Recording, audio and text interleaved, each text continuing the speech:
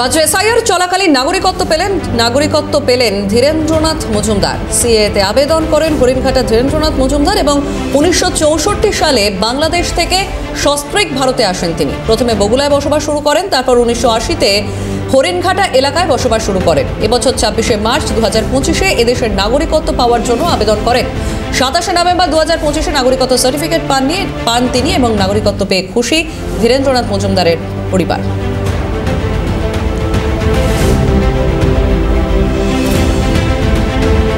আমাদের সঙ্গে সরাসরি রয়েছেন প্রতিনিধি সুবীর দাস। সুবীর, এসআইআর চলাকালীনই ভারতের নাগরিকত্ব পেলেন।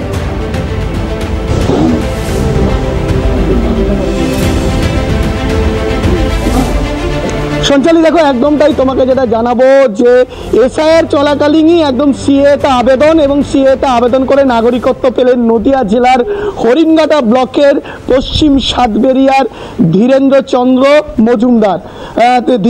মজুমদার। তিনি কিন্তু নাগরিকত্ব পেয়েছেন। সাম্প্রতিক সময়ে তিনি সিএতে আবেদন করেছেন।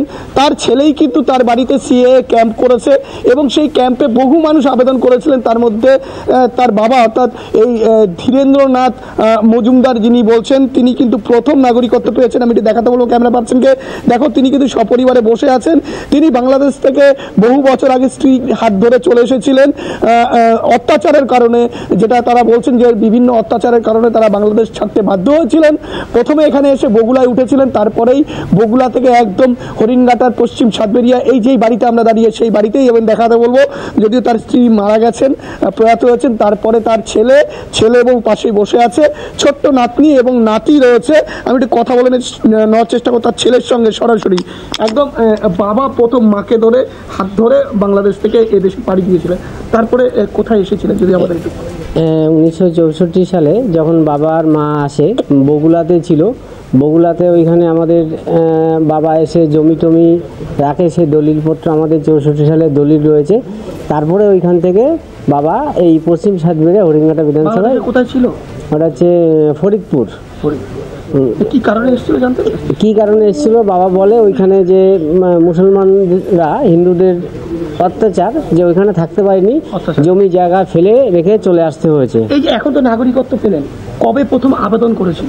এটা হচ্ছে 26শে মার্চ 2025 সালে আমি আবেদন করি। আমি সিএ ক্যাম্প চালাই। কবে পেলেন?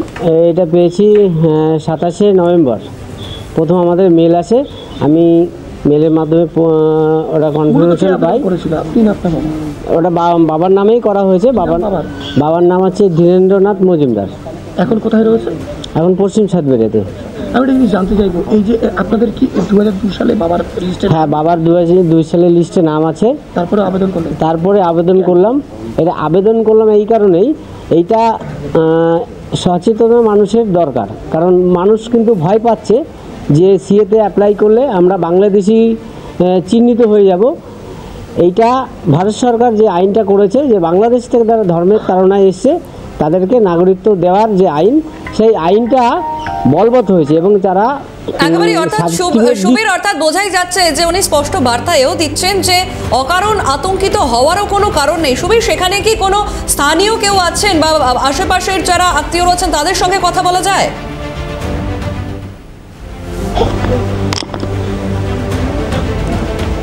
একদম। দেখো, আরও কিছু মানুষজন রয়েছে যারা আবেদন করতে এসছে, আমি তাদের সঙ্গে একটু কথা বলি, তাহলে আরও কিছু জানতে পারবে, বিষয়গুলো পরিষ্কার হবে। কি নাম আপনার? নীলকমল রায়। কোথায় বাড়ি? বাড়ি ঘুটরায়। ঘুটরায় মানে নদিয়াতে? হ্যাঁ, নদিয়াতে।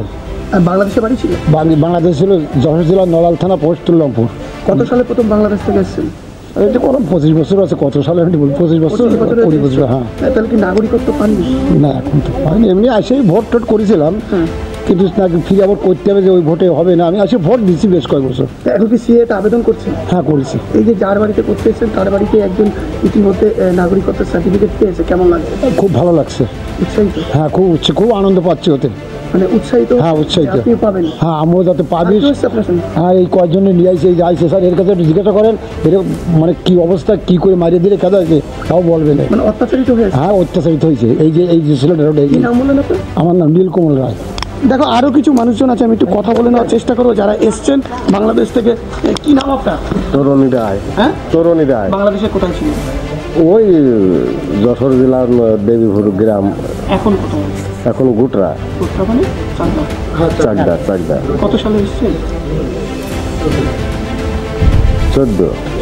বেশ বেশ সুবীর, আপাতত ধন্যবাদ। খবরে নজর থাকবে আমাদের সঙ্গে সরাসরি ছিলেন প্রতিনিধি সুবীর।